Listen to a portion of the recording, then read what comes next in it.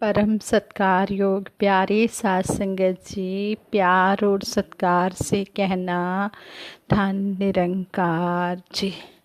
तेरे चरना दे दास तैथों तेरा विश्वास दिन रात मंगते।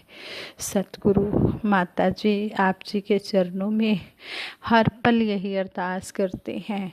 जिस तरह आप जी ने निरंकार से जोड़ा है, इसी तरह हमारे मन में प्यार, नम्रता, विशालता, ये विश्वास की दौलत भी भरी रहे।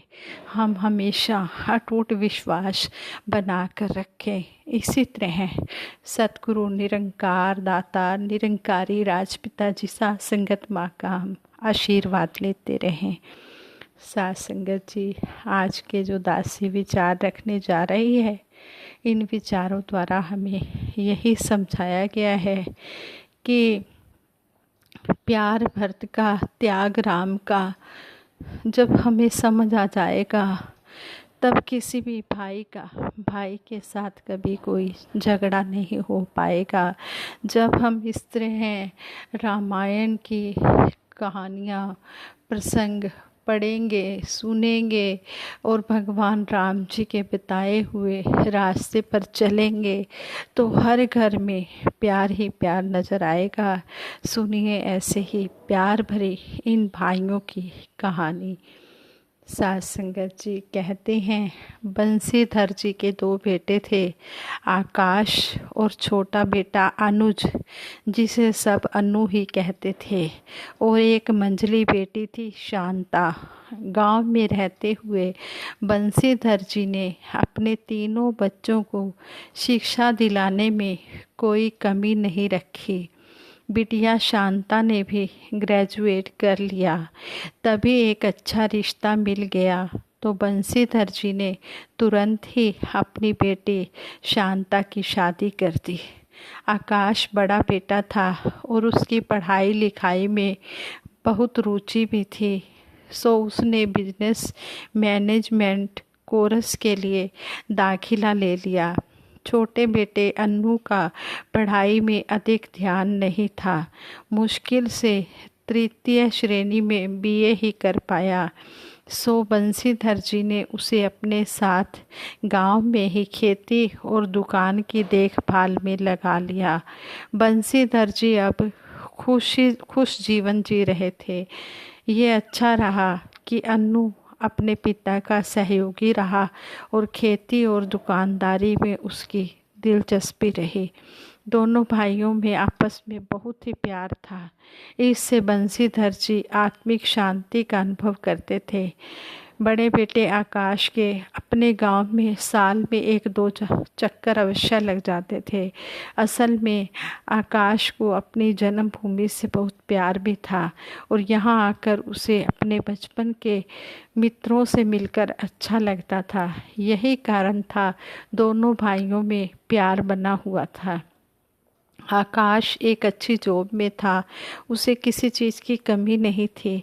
सो बंसीधर जी के मन में, दिमाग में अपनी जो भी संपत्ति थी उसके बंटवारे के विषय में कभी सोचा ही नहीं था। शायद उनके मन में रहा होगा कि अन्नू गांव में ही रह रहा है और वही उनकी खेती और दुकान को संभाल रहा है, तो वही संभालता रहेगा। दूसरे आकाश ने गांव की संपत्ति में कभी भी प्रत्यक्ष या अप्रत्यक्ष दिलचस्पी नहीं दिखाई थी। वह पूरी तरह शहर में बस चुका था, बस कभी कभी वह अपने गांव में आता था। बंसीधर जी के गोलोकवासी हो जाने के बाद भी यही व्यवस्था चलती रही, यानी कि बंसीधर जी के ब्रह्मलीन होने के बाद भी यही व्यवस्था चलती रही। अब आकाश और अन्नू के बच्चे भी बड़े हो गए थे। अन्नू के एक बेटी पिंकी थी जो बड़ी होती आ रही थी। पिंकी से छोटे बेटे पंकज को उसने शहर पढ़ने के लिए भेज दिया था। आकाश का बेटा ध्रुव शहर में था ही। अन्नू पिंकी के विवाह की चिंता में था, जिससे एक बड़ी जिम्मेदारी से वह मुक्त हो सके। आकाश का बेटा ध्रुव अपनी पढ़ाई पूरी करके अमेरिका जॉब करने चला गया। रह गए आकाश और उसकी पत्नी अकेले। उन्होंने अपने गांव में ही रहने का निश्चय किया। आकाश का मन वहाँ लगता भी था।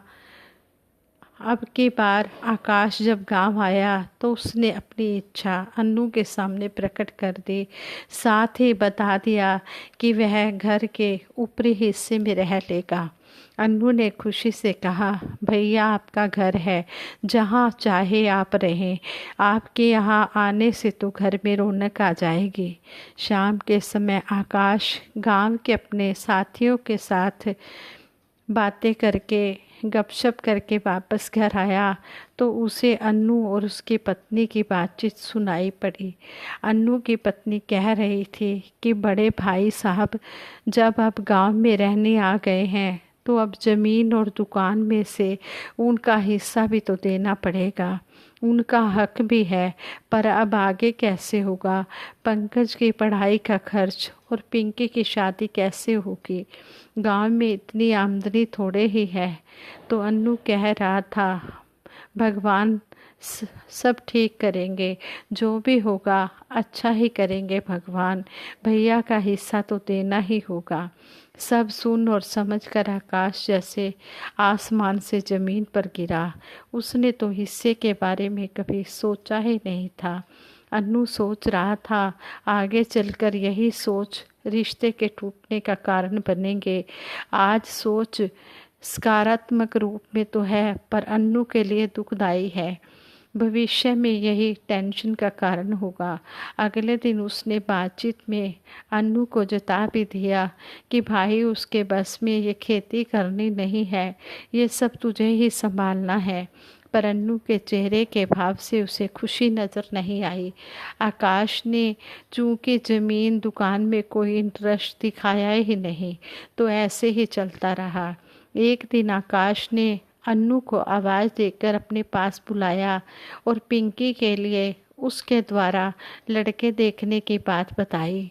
साथ ही बताया कि आज लड़के वाले अपनी पिंकी बिटिया को देखने आ रहे हैं। अन्नू और उसकी पत्नी सुनकर बहुत खुश हुए, पर साथ ही आशंका प्रकट की कि भैया उनकी डिमांड अधिक तो नहीं है? अरे अन्नू, उन्हें आने तो दे। अपनी पिंकी को लड़का पसंद आएगा तब सोचेंगे इस पर। अन्नू चुप हो गया। लड़का शहर में अच्छी नौकरी कर रहा था। सबसे अच्छी बात यह थी कि शहर में ही उनका अपना फ्लैट था। पिंकी खुश थी, अनु संतुष्ट था, पर उसके मन में शंका थी। पिंकी उन्हें भी पसंद आ गई थी। आकाश ने गांव के पंडित जी को बुलाकर शादी की डेट भी निकलवा दी। अन्नू के मन में यही शंका थी कि शादी कैसे होगी। शादी की डेट भी निकलवा कर निश्चित कर दी, फिक्स कर दी। 2 महीने बाद पिंकी की शादी करनी है। अन्नू बोला, भैया इतनी जल्दी सारा अरेंजमेंट कैसे होगा?